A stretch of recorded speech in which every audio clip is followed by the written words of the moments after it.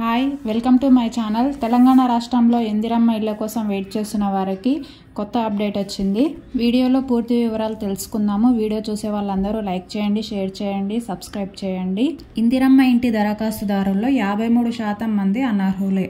అంటే చూడండి, ఇక్కడ ఇందిరమ్మ ఇళ్ల కోసం 77,18,000 మంది దరఖాస్తు చేసుకుంటే వీరిలో 36,03,000 మందికి మాత్రమే అర్హులను గుర్తించారు. మిగిలిన 41,15,000 మందిని అనర్హులుగా తేల్చారు. ఈ అనర్హులంతా దారిద్ర్య రేఖకు ఎగువన ఉన్నవారని నిర్ధారించారు. అంటే వీళ్ళు ఇంతో అంతో కొంచెం ఆస్తిపరులని నిర్ధారించారు. దీని ప్రకారమే L1, L2, L3 జాబితాలను సిద్ధం చేశారు.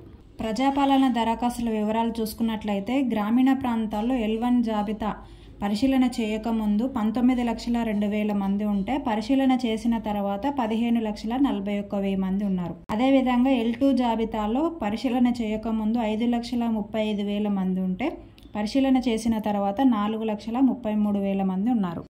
ఈ విధంగా పరిశీలన చేసి అనర్హులనైతే తొలగించేశారు. మ్యాక్సిమం L3లో ఉన్న వాళ్ళకి ఇళ్ళు అయితే రావు.